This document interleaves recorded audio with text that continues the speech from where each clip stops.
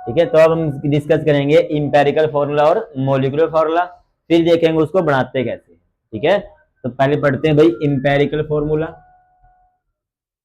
और नेक्स्ट हम सीखेंगे मोलिकुलर फॉर्मूला। ठीक है, जैसे हमने 9th के अंदर की थी, हमने ये चीज फॉर्मूले बनाने सीखे थे वहां पे। जैसे मैग्नीशियम और ऑक्सीजन है, इसकी वैलेंसी यहाँ पे, इसकी वैलेंसी यहाँ पे। तो पहले क्या करते थे, या तो डायरेक्ट क्रॉस कर सकते हैं हम, Mg2 हो जाएगा, O2 हो जाएगा, या हम इसको ऐसे लिख सकते थे Mg और O, यहाँ पे 2 यहाँ पे 2, कट करके 1 1 आ जाएगा, तो क्रॉस करेंगे क्या बन जाएगा, MgO बन जाएगा। ठीक है, तो इसका इसको दो टाइप से लिख सकते हैं। जिसके अंदर ये हमने कट कर दिया, सिंपल रेशियो ले लिया, इसे बोला जाता है इंपेरिकल फॉर्मूला। जिसमें क्या है, जो एलिमेंट प्रेजेंट रहेंगे उनका क्या लेते हैं हम, सिंपल रेशियो लेते हैं। भाई किस रेशियो में प्रेजेंट है, वही क्या होता है आपका इंपेरिकल फॉर्मूला होगा। और जिसमें एग्जैक्ट नंबर ऑफ एलिमेंट रहेंगे, भाई 2 मैग्नीशियम है 2 ऑक्सीजन है, एग्जैक्ट नंबर है, उसे बोलेंगे मोलिकुलर फॉर्मूला।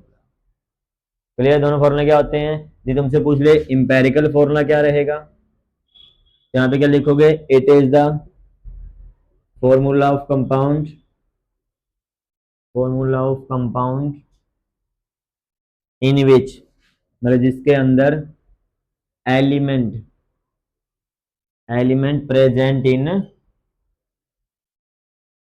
इन सिंपल रेशियो। ठीक है, किस में रहेंगे वो, सिंपल रेशियो। वो क्या रहेगा आपके पास, इंपेरिकल फॉर्मूला रहेगा। जैसे MgO हमारे पास है तो 1:1 रहेगा। इसी टाइप से और फॉर्मूला तुम्हें, जैसे CO2 का लिखते हैं हम, CO2 लिखते हैं, बट एक्चुअली में CO2 थोड़ी है ये। करते कैसे हैं, देखो कार्बन है ऑक्सीजन है, कार्बन वैलेंसी 4 होती है, ऑक्सीजन की 2 होती है। अब इसे क्रॉस करते हैं 2 पे फिर 2 पे, तब जाके क्या आता है, ये CO2 आता है। यदि एग्जैक्ट लें इसका, तो CO2 का तो यहाँ पे क्या है 4, यहाँ पे 2, क्रॉस करोगे तो क्या बनेगा, C2O4, that is the. Clear है, तो एग्जैक्ट क्या रहता है, ये रहता है। यदि पूछे तुम्हें भाई कार्बन डाइऑक्साइड का इंपेरिकल फॉर्मूला लिखो, तो that is the empirical and that is molecular. ठीक है, दोनों फॉर्मूले में डिफरेंस होता है। अब यदि मोलिकुलर फॉर्मूला पूछ ले, तुम्हें डेफिनेशन में बता सकते हो, इट इज द फॉर्मूला, ये क्या एक फॉर्मूला है ऑफ कंपाउंड, जिसके अंदर क्या रहेगा, in which exact number of element present. ठीक है, जिसके अंदर क्या रहेंगे, एग्जैक्ट नंबर में क्या एलिमेंट प्रेजेंट होंगे, वही क्या रहेगा उसका मोलिकुलर फॉर्मूला रहेगा। जैसे Mg2O2। क्लियर, तो ये दोनों आपके फॉर्मूले क्लियर है, अब इंपेरिकल फॉर्मूला और मोलिकुलर फॉर्मूला। अब देखते हैं इसको बनाते कैसे हैं फॉर्मूले को, अब वो हमने सीखना है। ज्यादा इंपॉर्टेंट आपका वही है अब, इंपेरिकल और मोलिकुलर को बनाएंगे कैसे। उसमें आपको क्या दिया मिलेगा, सिर्फ एलिमेंट की परसेंटेज दी मिलेगी किसी कंपाउंड के अंदर, परसेंटेज और उसका मास, वो आपको गिवन मिलेगा। अब जो देखो आपका फर्स्ट क्वेश्चन इसी बेस पे, स्टेप सिखा देते हैं तुम्हें कैसे बनाते हैं। स्टेप नंबर फर्स्ट, गिवन क्या क्या होगा, गिवन उस कंपाउंड का आपको मोलिकुलर मास गिवन होगा, ये आपको गिवन मिलेगा molecular mass of compound. Second, percentage of element given होगी, जो जो एलिमेंट उसके अंदर है ना उनकी परसेंटेज दी मिलेगी, भाई इतने परसेंट है। ठीक है, तो उससे हमने एक फॉर्मूला बनाना पड़ेगा।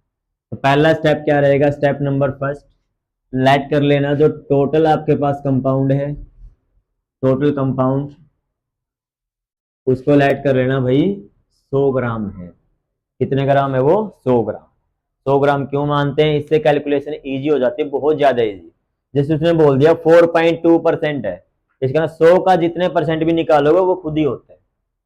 जैसे 4.2%, 100 का कितना होता है, 4.2 ही होता है। 3% है वो 3 ही होता है, इसलिए क्या होता है, इजी हो जाता है कैलकुलेट करना। ये है फर्स्ट स्टेप। सेकंड स्टेप में क्या लिखोगे, जैसे वहां पे कार्बन है, हाइड्रोजन है, ऑक्सीजन वगैरह जो भी एलिमेंट दे रखे हैं, उनका मास एज इट इज हो जाएगा, जो परसेंटेज थी वो हट जाएगी, उनके साथ क्या लगा दोगे, ग्राम लगा दोगे, भाई इतने इतने ग्राम क्या वो चीज है। क्लियर, सेकंड स्टेप में 4 ग्राम 5 ग्राम जो भी आपको दिया मिले, उसके साथ क्या लगाना है, ग्राम लगाना है। फिर इस ग्राम के बाद थर्ड स्टेप, जो भी ये एलिमेंट है, ये तो ग्राम में थे ना, इनको सबको कन्वर्ट कर दो मोल के अंदर, क्या निकाल दो इन सबका, मोल। तो मोल ऑफ द एलिमेंट निकालने हैं। तो जो भी एलिमेंट आपको दे रखे हैं उनको किस में बता दो, मोल के अंदर कन्वर्ट कर दो। मोल में कन्वर्ट करने के बाद जो फोर्थ स्टेप रहेगा उनका लोगे सिंपल रेशियो। जो मोल में आंसर आया ना उनका क्या लेना है, सिंपल रेशियो रहेगा। जो वही रेशियो है वो एलिमेंट के साथ, जैसे का रेशियो आ गया, मान लो तुम्हारा 1:2:1 आ गया, इसका ना कार्बन 1, हाइड्रोजन 2, ऑक्सीजन 1। ठीक है, तो क्या लिख दोगे फिर, कार्बन 1 है, हाइड्रोजन 2 है, ऑक्सीजन 1 है, तो ये तुम्हारा इंपेरिकल फॉर्मूला बन के तैयार हो जाएगा। क्लियर यहाँ तक का स्टेप कि कैसे करना है। जो भी आपके मोल में आएंगे उनको रेशियो ले लो और वो इसके साथ लगा दो, आपका इंपेरिकल फॉर्मूला तैयार है। सेकंड आपको मतलब आपके पास फिफ्थ स्टेप, पांचवें में क्या करोगे, फिर तुमने निकालना जो ये इंपेरिकल फॉर्मूला है उसका निकालो मोलिकुलर मास। क्या निकालना है इसका, मोलिकुलर मास निकालना है किसका, इंपेरिकल फॉर्मूले का, जो भी आपका आंसर है। ठीक है, वो क्या आ जाएगा, इसका मोलिकुलर मास आ जाएगा। सिक्स स्टेप में क्या करोगे, जो ये मोलिकुलर मास आया है इसमें डिवाइड कर देना, जो टोटल मास दिया मिलेगा ना तुम्हें गिवन कंपाउंड का, जो टोटल दिया मिले तो उसको रेशियो ले लेना, मोलिकुलर मास ऑफ कंपाउंड जो आपको दे रखा था, डिवाइड कर देना इसको इंपेरिकल फॉर्मूले के मोलिकुलर मास से, मास ऑफ इंपेरिकल फॉर्मूला। वहां से आपका एक एन कोई फैक्टर आ जाएगा, कुछ भी वैल्यू आ जाएगी, मतलब 2, 3, 4 कुछ भी। ठीक है, तो आपको क्या मिल जाएगा, एन मिल जाएगा। लास्ट स्टेप आपका सेवंथ, अब जो ये एन आपका आंसर आया है इसको इंपेरिकल फॉर्मूले से मल्टीप्लाई कर देना। किससे मल्टीप्लाई करना है, इंपेरिकल फॉर्मूले से, तो आपका क्या बन जाएगा, मोलिकुलर फॉर्मूला बन जाएगा।